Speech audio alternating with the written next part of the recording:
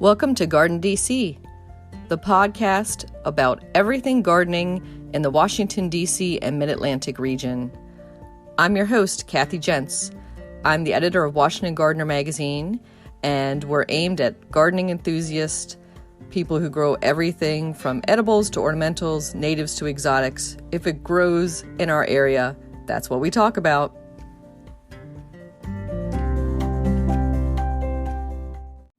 Welcome to episode 137 of the GardenDC podcast.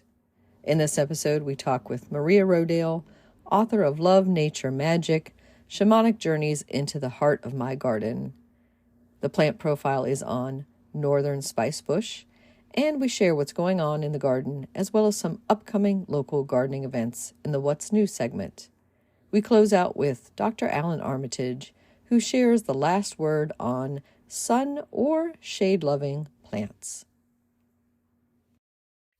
This episode, we're joined by Maria Rodale. She is an author, artist, activist, and recovering CEO. Welcome, Maria. It's great to be here. Thank you for having me, Kathy. Thank you for joining us. And above all those hats that you wear, Maria, you are speaking to us on the GardenDC podcast because you have a brand new book coming out on February 21st, 2023, entitled Love, Nature, Magic, Shamanic Journeys into the Heart of My Garden. And you've written a few books already, but this is the one we're going to delve into with you today. Excellent. I'm looking forward to it. And before we do that, Maria, on the GardenDC podcast, we always like to ask our new guests, were they born with chlorophyll in their veins and a green thumb? I do think I was, actually. I do think I was. And so you have come from a legacy of gardeners and a renowned one at that. So maybe we should let our listeners know a little bit about your background and family and how you came into the horticultural world. Right. Well, I was born on the organic farm. Some would consider it the first official organic farm in America. My grandfather was J.I. Rodale, who founded Organic Gardening magazine in 1942, and my parents lived on the same farm.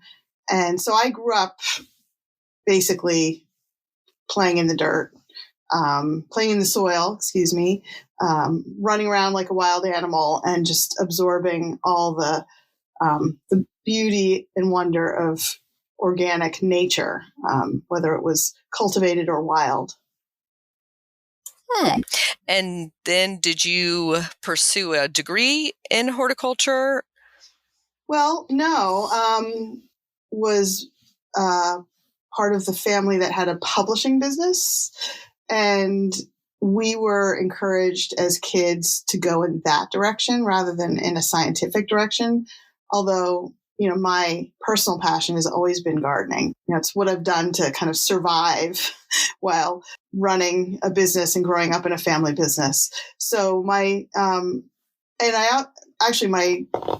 degree from college, I have a double degree in communications and art. So I've always been interested in art and gardening and using nature as a creative medium, if you will. But because of the family business situation, I went into business, and now I'm recovering because we sold the business 5 years ago. And are you still on the board of Rodale Institute?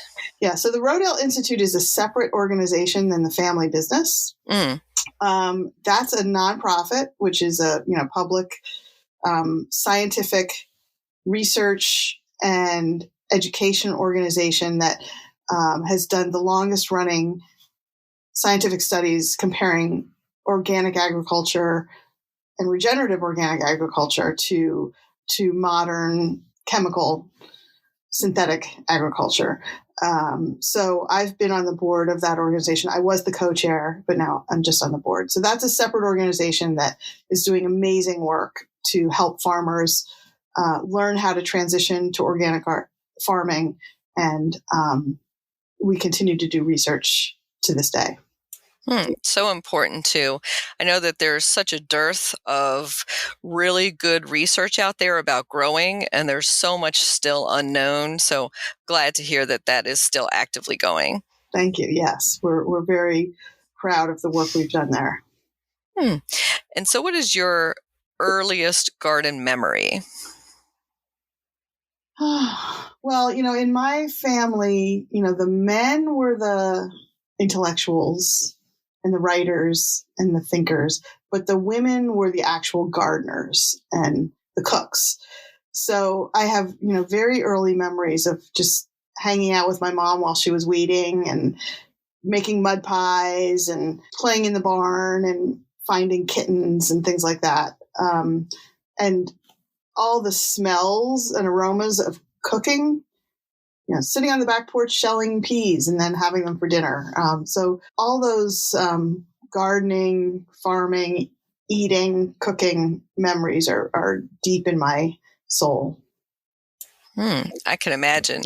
And so you live right now not too far from that original farm.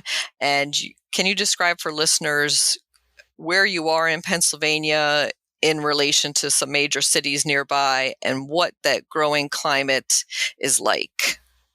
Yeah, so I live in the woods near in Bethlehem, Pennsylvania, which is about an hour from Philadelphia, 2 hours from New York City in the Lehigh Valley.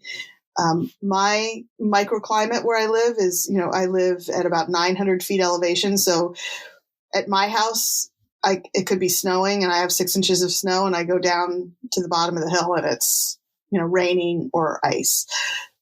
So I'm a zone 6, tons of rocks. All the roads around me have rocks in their name. I live near Big Rock Park. So it's an adventure. I do love the Lehigh Valley, and I love that all those original stone houses. But every time I go to Pennsylvania and see them, I'm like, so gorgeous. But then I remember each one of those was probably hand dug from a field to clear it for growing. And that's why you have the beautiful stone fences and stone buildings. That's right. And so the soil is, I would assume, a little bit clay, but probably more rocky. Yeah, I mean, it's where I live. We actually built a house from scratch, and it had been, kind of a brambly. It had once been a farm field, but allowed to go feral, and so the soil was actually pretty good. The hardest part was the compaction from all the construction vehicles. So, I've brought in some soil for my vegetable beds and, kind of worked on the soil. I've lived there now probably almost 20 years. So I've really worked on building the soil up and everything. I don't have any problems with things growing. It's nice. So you're growing vegetables. Are you growing any ornamental plants or others? Oh yeah. My passion is actually landscaping. Because of my art background, and my love of like scented flowers, if I had to choose one thing, it would be landscaping. But then I also I studied permaculture with Bill Mollison about 27 years ago, and so I've really integrated edibles into all my landscaping. I just enjoy kind of experimenting, packing things in, trying different things. But my primary mission is to kind of create a beautiful habitat that feeds everyone, including the wildlife. Mm-hmm. Sounds gorgeous. Thanks. So that brings us to not just feeding wildlife, but feeding the soul and your new book. And let's see, what brought you to writing it? Your previous books have been pretty much straight gardening type books, and this one seems like a little bit of a departure. Right. So, I wrote a gardening book in 1997, which I really enjoyed because I loved it. It's nothing like writing a book to help you learn everything you need to learn. So I learned a lot from that. I've written a few other books. I wrote Organic Manifesto in 2009, and that came from really trying to answer for myself the questions, how did we get to this situation, that we use chemicals, and what's better, local or organic, and, what can we do and how can we use the information we've learned at the Rodale Institute about what works and what doesn't work to help people understand how to farm better and solve the climate crisis. And then, we sold the company. I wrote a cookbook, Scratch, which was based on 9 years of blogging at Maria's Farm Country Kitchen. And I had all these recipes, and I was like, okay, let's make a cookbook. And that was wonderful. But then we sold the company, and I was like, now what? Who am I now? And what do I want to do with my life going forward? And I had always been a very, what I would say, secretly spiritual. Read every book on religion and the history of religion that I could, explored all the different alternative religion things, and was kind of, the classic seeker. And the thing that really resonated with me the most was when I started studying shamanism and shamanic journeying, because that's a way to have a direct experience in kind of traveling to the spirit realms and exploring and learning that way. And it's an indigenous practice that has roots all over the world. Every culture has some sort of shamanic history to it and practice. And so I had been doing that on my own. I'd taken a few courses and learned about it. And using it more for like trying to understand what to do with the business, figuring out how to have better relationships with people, or just, out of curiosity. And then one day, early on in the pandemic, when I was like going to make my garden the perfect garden because I had all this time, I was struggling with trying to eradicate mugwort, which was this weed that was everywhere in my yard. And some landscaper had told me the only way to get rid of it was Roundup. And I was like, no way am I going to use Roundup. At the time, I was doing a weekly shamanic journey session with a bunch of women, one of whom is an actual shaman because I am not a shaman. And I thought, I wonder if I tried talking to this plant, if I would learn anything. And it opened a door to a whole new perspective on nature and myself and humanity. Really, it blew my mind. And, basically the message of mugwort was, plants rule the world. You're never going to get rid of us. We're here to communicate with you and to help you. So, pay attention to that. And that led me to doing a lot of research on mugwort, not shamanic research, but just general research. And I realized, this is an incredibly sacred plant that has deep, deep roots in all of our cultures, whether it's the Korean culture, the Native American culture, or my own kind of odd culture, which is Pennsylvania Dutch. So in fact, it's used for smudging in a lot of these cultures, which is a way of kind of cleansing spirit with smoke. At that point, I was like, that's so interesting. I'm kind of combining my love of gardening and curiosity about that with my spiritual passion, and where's this going to go? And so I did a few more journeys to other things, and that's when I was like, this is really interesting. This is different. I don't know of any book that's ever done this. Yeah, so fascinating. And I can so relate to your mugwort journey and story because I have a patch of mugwort that popped up and is trying to take over my entire garden. And I've been struggling with it for several years in perennial beds. And then just last year or so, I was talking to a student of herbalism, and they said, what grows in abundance is because you have a need for it. Right. So I was like, what? That kind of threw me back. And I said, oh, let me look more into mugworts. And I just started to offer mugwort to every herbalist in the area. Come and dig. And they were just astounded and loved it. And then, of course, there's plenty more to share. But now I'm, I've made my peace with it. I've found uses for it as you had. And, because it has culinary and herbal uses as well, but also I'm letting it grow, Right. So it's great to hear about that. And I love what you said about writing to learn, because that is so true, that the more you delve into a topic and write about it, the more you uncover and the more you unearth. Yeah. And what I found is that the more interest I showed in learning about mugwort, the more things just popped up. This is where the magic comes in. It was like the universe or the mugwort spirit was like saying, oh, here, check this out, or you need to know this person. And so it became almost like a treasure hunt. It was really fun. Mm-hmm. Yeah, I love those moments of synchronicity when things come together and you've I didn't know this and I didn't know I was looking for it and it just came to me. So that's wonderful to hear about.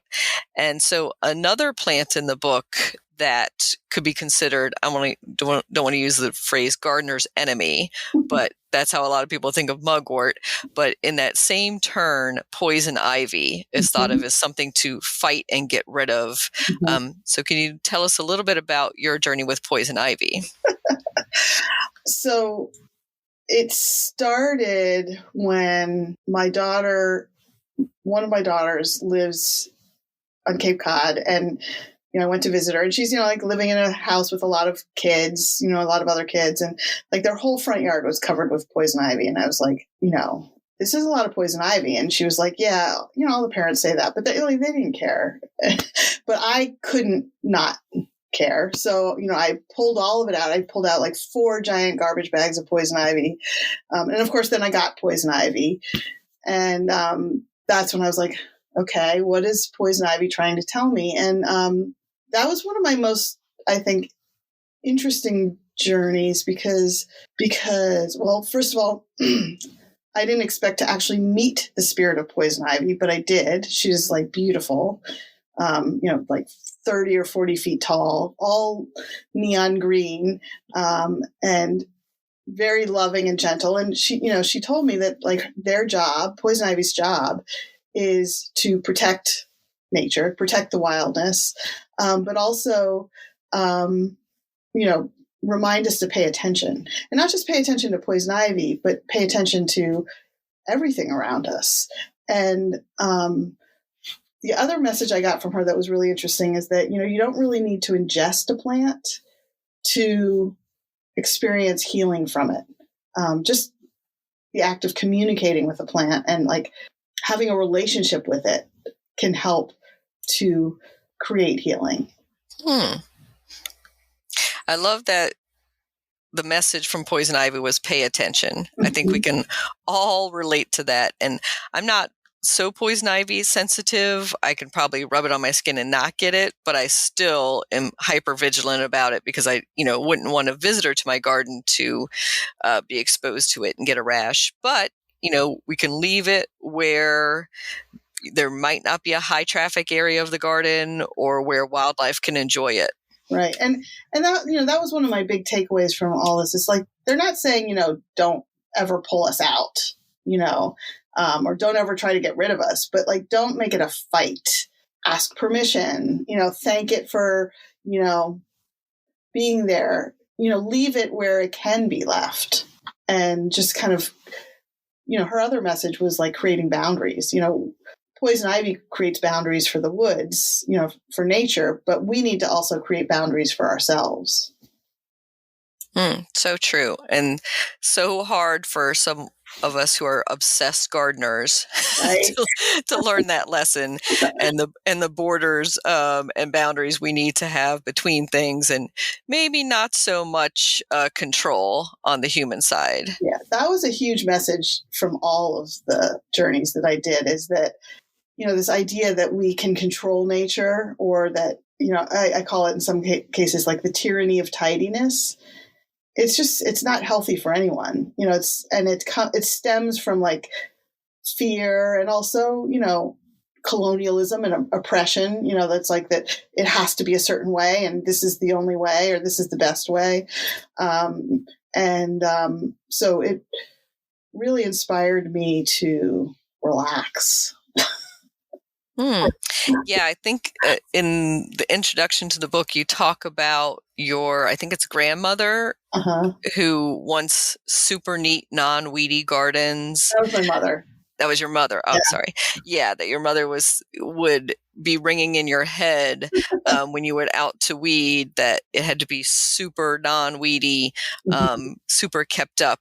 But that isn't something that necessarily you have to carry on. Right. And again, another big message from this was like, from the whole book, was this idea of like generational healing, that the work we need, we think of the environment and, we've got to save the environment and like get angry and be kind of aggressive about fighting climate change. But really it's about healing our own selves and our own hearts and changing the way, rearranging our brain in terms of how we interact with nature. And then healing happens like so easily and beautifully. It's not a fight, it's a dance. I love that. So I was looking at the cover of your book, and I think the artwork is just beautiful. And the two things that strike you the most when you look at it, the different layers of green, but also there's obviously plants and flowers shown in leaves, but there's a snake weaving its way in. So that brings to mind Jungian archetypes and what the snake means to people. What does the snake mean to you, Maria? Well, when I first saw the cover with the snake on it, I was like, not the snake, because it's like everybody has so many different feelings about snakes, and I actually came back to, no, the snake needs to be there. But I feel very deeply connected to the Australian Aboriginal culture, and what they have, one of their like key origin stories in all their different, they call their tribes mobs, is the idea of the rainbow serpent. And, the rainbow serpent is like the creator of everything. So for many years I was like, what is this rainbow serpent? And what does it mean? And through this whole process of writing the book, I came to understand that, well, first of all, rainbows come from water, and the serpent is tied to water, but it's also tied to the whole, the cycles of how the universe works. One of the oldest symbols found in ancient cultures everywhere is the spiral. And what physicists and astrophysicists now know, and when we see pictures of our galaxies, they're spirals. Hurricane is a spiral, a seashell is a spiral, a sunflower is a spiral. And what I think the rainbow serpent shows us is that everything is like a spiral moving forward. In fact, I talk about how, when we think about the models of planets going around the sun, it looks flat, it looks oval, but it's actually, we're all going around the sun and moving somewhere at the same time. So it really is a spiral. Physics scientists would say, yes, it's a spiral. So I think that what that does for me is it puts everything in perspective, in that, we all look back at history and say, oh, things were either better or worse, or, oh, we're going through the same thing again. And my personal belief is that what this snake energy and the rainbow serpent tells us is that, yeah, it's a spiral. We're or some people would say like a pendulum, but we're still moving forward. Things seem good, and then they seem bad. They seem good, and then they seem bad. And it doesn't feel like we're getting anywhere, but actually we're always moving forward. We're always moving to a better, more evolved place. So that's what snake is for me. Wow, fascinating. Yeah, and I've been obsessed lately with the Fibonacci spiral and sequence, and that ties so well into there, and didn't even equate that with the snake. So I'll look at snakes in a whole different light now. Yeah. So can we describe a bit about the shamanic journey for our listeners? So if we were to pick an aspect of our garden that frustrated us, say rabbit predation or of the vegetable patch, or a weed that just will not relent, what would we relate that in a shamanic journey way? Well, shamanic journeying is a very specific practice. Some people ask me, oh, is it like meditating? It's like, not really. Because, when you're meditating, you're kind of trying to quiet your mind. When you're journeying, you're going somewhere. And that's why it's called journeying. But because you're going to quote unquote other realms, whatever those are, we don't exactly know what they are. It's important to protect yourself. So in the book, I give examples. Actually, Lisa, the shaman that I work with, wrote, and in the audio version, she reads the opening sacred space, which is a beautiful way to kind of prepare to journey, create a safe space, honor, all the spirits and everything. When I'm journeying for myself, I do a much shorter version. And it's basically like going to each of the 4 directions and then, the earth and the sky, universe, and saying, please protect me, keep me safe, show me what I need to see. Let's say I want to, help me understand rabbits and what I need to know about rabbits.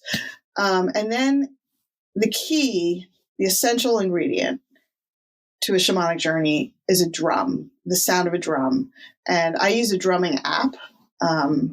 There's a couple different apps, but the one I use is by Mindful Bear apps.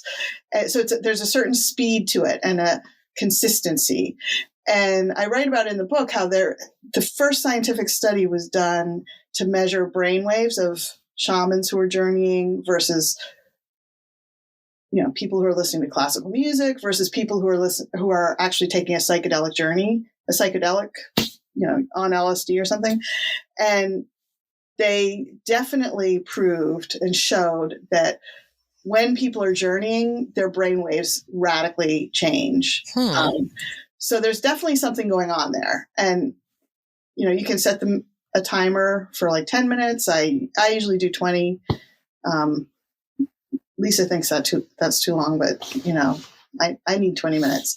And you just kind of lay down, take your shoes off, close your eyes, get comfortable. I put blankets on and just surrender, to the sound of the drum.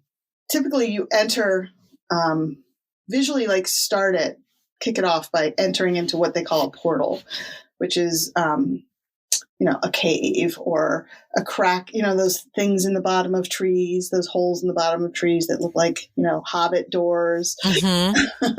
The little fairy entrances.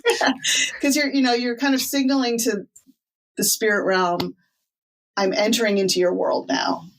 Then, and I think it's different for everybody probably, but when I've, done it with other people, it's very visual for me. And I think for a lot of people, sometimes it's not. You kind of have to suspend disbelief.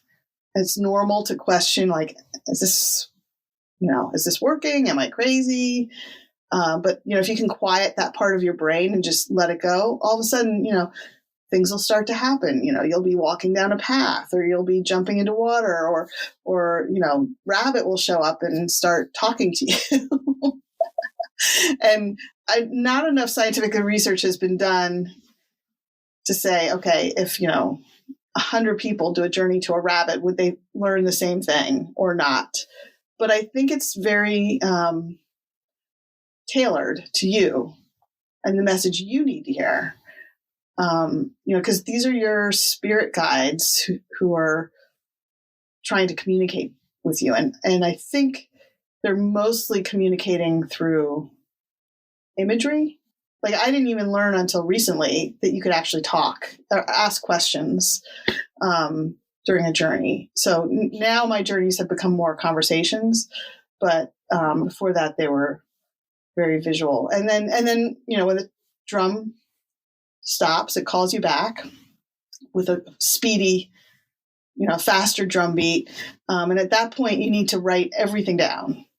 Otherwise, it's like a dream. You might forget it. And then give thanks, close sacred space, and sit back and think, okay, what did this mean? And the other important reason to write it down is because it might mean something completely different 6 months from now or a year from now. So it's an interesting process. And I don't think everybody should feel they have to go out and journey now. This is just something I do. And the book isn't trying to say, you should journey and here's how to do it. It was really more, I journeyed and this is what I learned. And I think people might enjoy hearing it. Mm-hmm. Yeah, I think people would be interested in learning how and possibly doing it, but reading about your experiences can just be as, enlightening to them. And if they find it's like a little woo-woo, they're a little uncomfortable, they come from a religious background that says, maybe this doesn't feel okay for them, but they can experience it through you. Right. And the important thing, I do talk about this in the book, journeying and shamanism is not a religion. And it's not, nobody's trying to convert anybody. So you could be a Catholic priest and journey. You could be, a rabbi and journey. You could be just you'd be a Muslim and journey. It's not a religion. There's no gurus. There's no dogma. There's no rule. I mean, the rules are about staying safe. But I mean, I can tell you that what happened to me during this process is I started feeling deep love and compassion for the very things that annoyed the hell out of me beforehand. And that surprised me. Yeah, that's such a good point about, it's not a religion. It's a practice that can go hand in hand with your religion practice, just like meditation and yoga could be folded into whichever religion that you practice. And I love that you're saying that what you were fighting against, you're now embracing and actually hold affection towards. Yeah. And how do you feel that the shamanic journey turns that and makes that into an affection? Well, for me personally, and this is, I think, a message that we can apply to our real lives.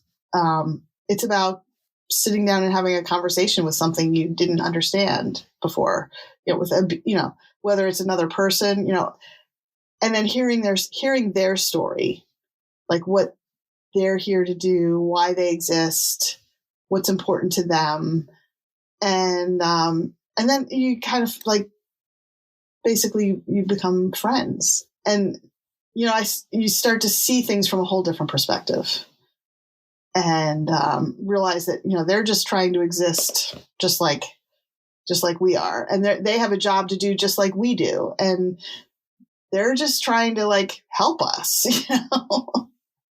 or tell us something that we need to hear. It's just the process of like connecting and feeling, not thinking so much.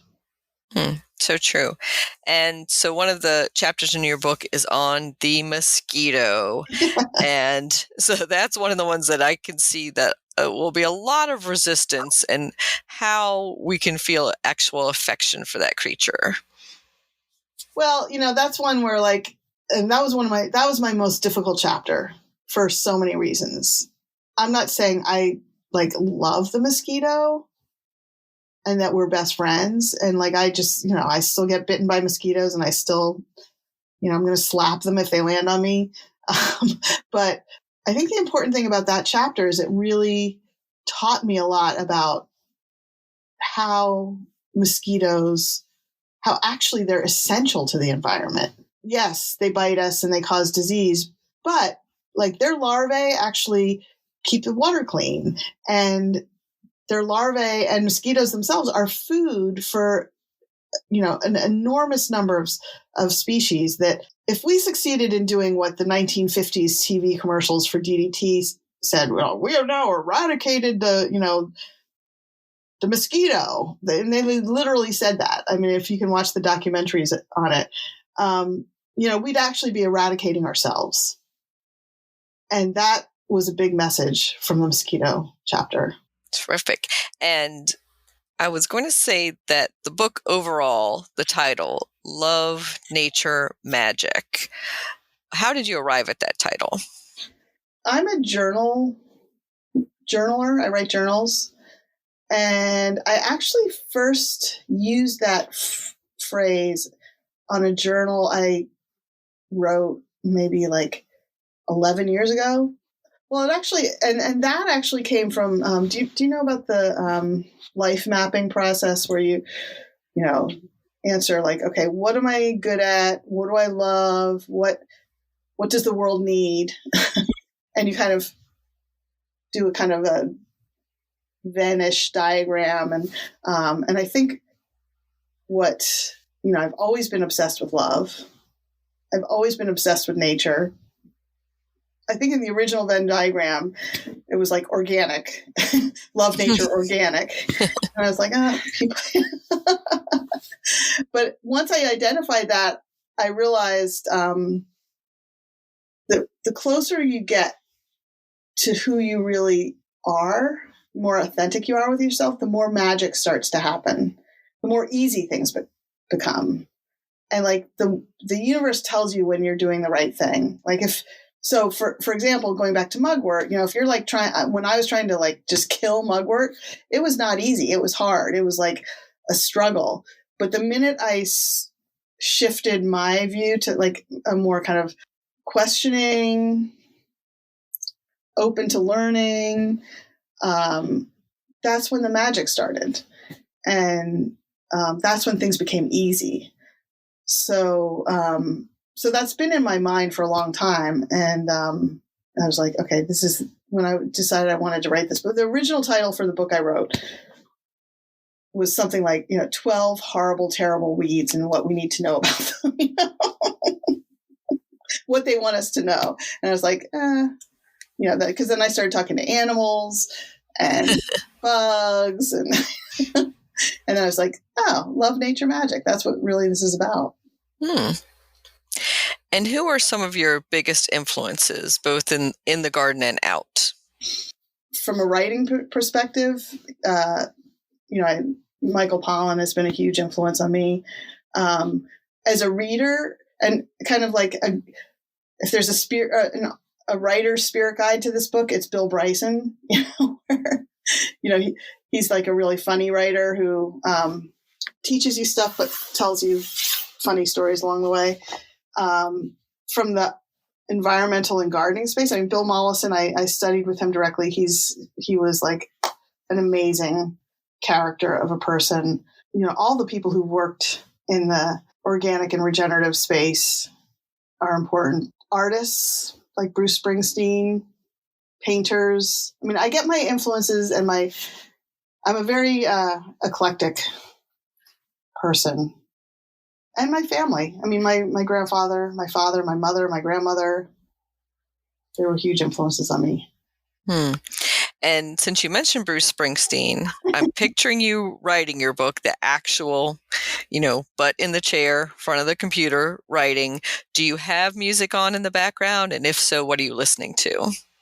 I actually tend to, when I'm writing a book, I do not like to listen to music because it's kind of like trying to write a song while you're listening to music, like I need the silence because I'm listening to the music of the spheres, but I am a huge music lover and I go through these like crazy phases. And right now I'm I'm loving like kind of, and maybe it's because I'm getting older, but like swing music, the jazz singers like Nancy Wilson and just that kind of like crooning, the people who, Bob Dylan singing the standards from his album Triplicate. But I'll listen to anything. And I love music so much. I have tickets to see Taylor Swift. I'm really excited about that. Wow. Lucky you. And who do you picture reading the book, and what do you think the outcome will be? When you sent this book into the world, what are your wishes for it? Well, my wishes, and it's a big wish, are that, first of all, obviously I want gardeners to read it, but I'd like men gardeners to read it. Not men gardeners, men to read it, because I think there's important lessons. I feel like men are struggling right now in society, and there's really important insights for them there. Mm-hmm. But I also want young people to read it, because one of the things I know from being in publishing that, like, women are the biggest readers in general. So I'm obviously hoping that women read it. But I do think for young people, like, they seem open and want a different perspective, and they're the future, so if they can, like, learn some of the things, different ways of healing and dealing with humanity and nature, and kind of transcend this division that we feel, we're stuck in, that would be amazing. That would be amazing. And how can our listeners contact you?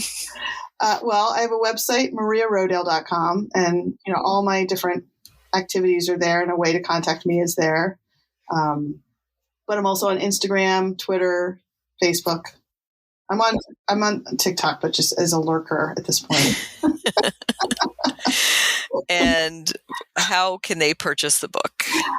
The best way is Amazon, and the book comes out on February 21st. I also read the audio version myself, which was really fun. So for people who prefer audiobooks, I highly recommend it. I even sang, which was a big step for me. Wow. Yeah, I love, as an extension of being a podcast listener, I love to listen to audiobooks when I'm, working or weeding in the garden. So I'll definitely have to get that version of it. I love it when it's especially in the author's own voice. Thank you. Yeah. The one thing about the audiobook, though, that it doesn't have all the resources at the back. Mm. So I give a lot of resources, whether it's for, learning about shamanism or gardening resources. You have to buy the book for that. Okay. So we'll have to buy both versions out there, listeners, the audio and the print one, and maybe a few as gifts as well. That's right. Please. Thank you so much for joining us on the GardenDC podcast, Maria, and for sharing your love of nature and magic and your shamanic journeys. Thank you so much. It was a pleasure.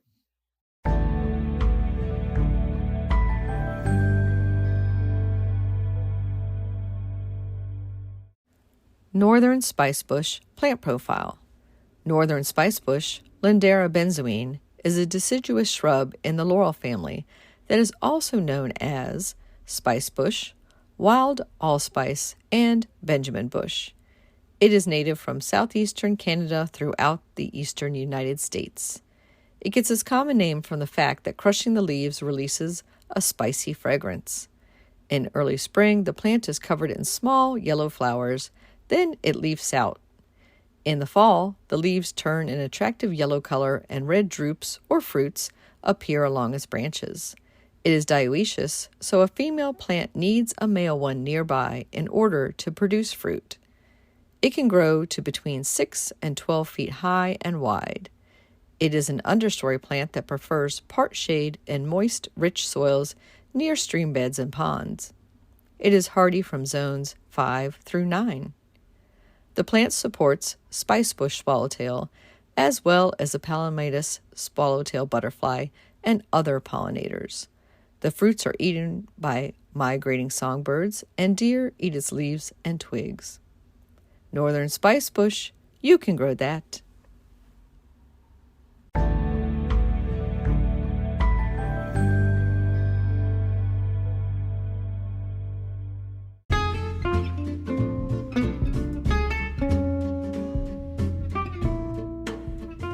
What's new in the garden this week? Well, I took advantage of one of those mild winter days to go over to the community garden plot and see what was happening, and I was pleased to see the garlic is up and green and about 4 inches high, so exactly where it's supposed to be at this time of year. Has a nice blanket of straw all around it, so it's well insulated and protected and in good form to take off and grow this spring. In the local gardening world, if you're in the Washington, D.C. region, some events you might want to attend include the National Capital Orchid Society's annual orchid show and sale, and that's President's Day weekend, February 17th through February 19th at Homestead Gardens in Davidsonville, Maryland. That includes over 100 varieties and thousands of plants on display in Homestead's greenhouse with experts to answer all your questions. They'll have workshops and exhibits to educate you, and of course, plenty of orchids to purchase. One event you won't be able to attend, but I wanted to bring your attention to, is the U.S. Botanic Gardens production facility tours on March 11th. And those are held annually and they fill up very quickly. And I see that all of the spots are already spoken for. So just put this on your calendar for next January to jump on usbg.gov to get your slot on that production facility tour and to see the behind the scenes at their growing greenhouse.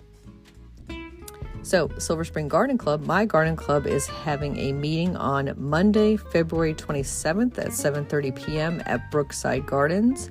That is open and free to guests.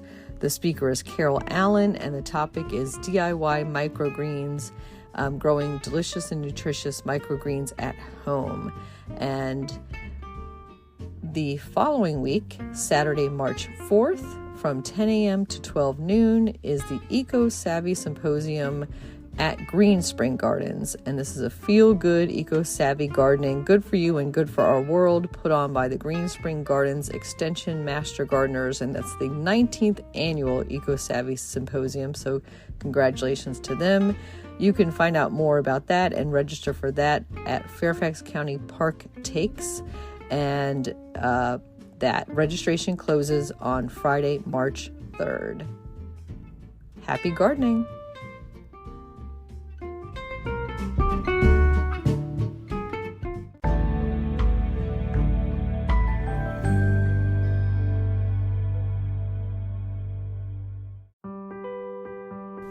Get low-maintenance alternatives to lawns with the new book Ground Cover Revolution by Kathy Jentz. Reducing the lawn is among the biggest trends in home ownership, with an endless stream of homeowners looking for an eco-friendly alternative to a traditional, everyday grass lawn. In the last 3 years alone, over 23 million American adults converted part of the lawn to a natural landscape, and now are looking to do even more. The biggest challenge to adopting this new ideal of the perfect lawn is knowing how and when to replace your turf and which plants are the best ones for the job. Ground Cover Revolution is here with all the answers you need. Included are 40 in-depth profiles of plants that are perfect choices for replacing a grass lawn. There are options for sun, for shade, for dry and wet sites, and for various climates around the globe. There are choices that bloom, options that are evergreen, and selections that are deer-resistant. Author Kathy Jentz has also included an incredibly useful chart that gives you all the details on each of the 40 choices for quick reference and to make your ground cover selection process even easier. Whether you want to replace the entire lawn or just reduce the amount of land dedicated to turf, Ground Cover Revolution will help you usher in a new and improved idea of what a beautiful lawn should be. Available at bookstores now and also at Quarto.com, where you can get 30% off using discount code GARDENING30.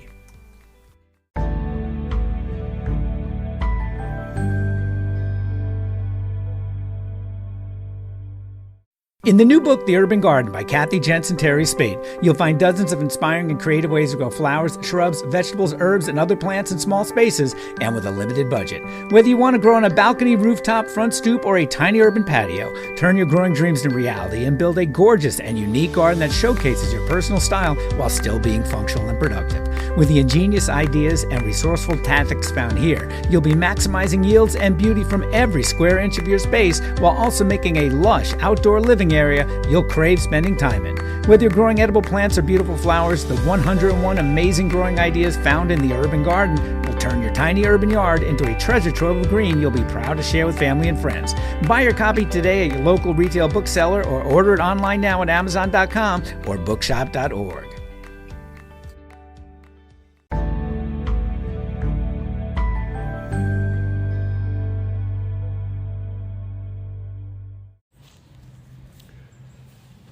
Well, good day, everybody. It's Dr. A back in the garden with the last word. And today's last word has to do with common sense gardening, which you have perhaps heard me speak of before. Gardening should not be brain surgery or rocket science. It should be fun.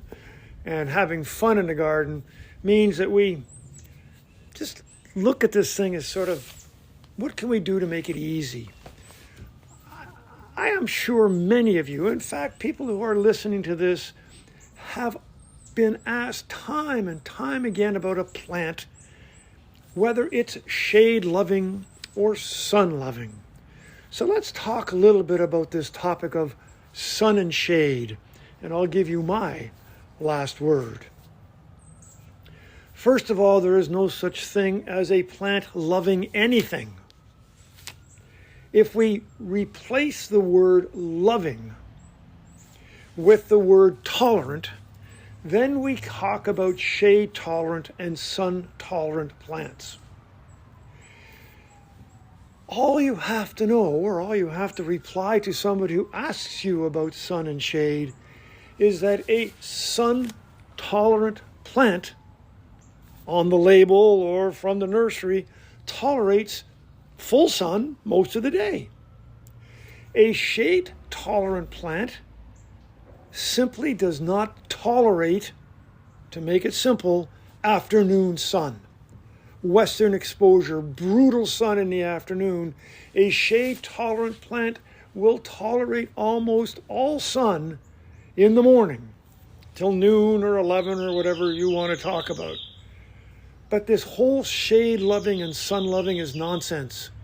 Just think of, is the plant shade-tolerant or sun-tolerant? And all a shade plant means is that it does not tolerate afternoon sun. That is my simple way of looking at sun and shade, and that is my last word. Hope you enjoy. Come see me in the garden. This is Dr. A. Have fun.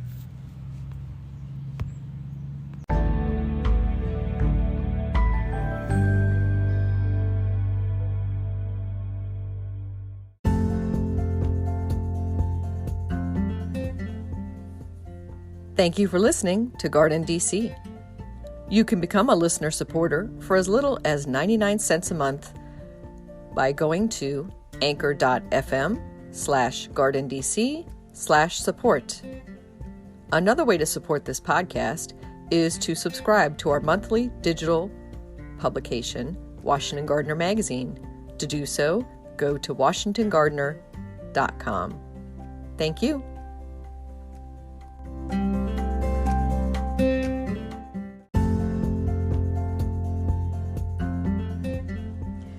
You can find Washington Gardener online at WashingtonGardener.com, on Twitter at WDC Gardener, on Instagram at WDC Gardener, and on Facebook.com at Washington Gardener Magazine.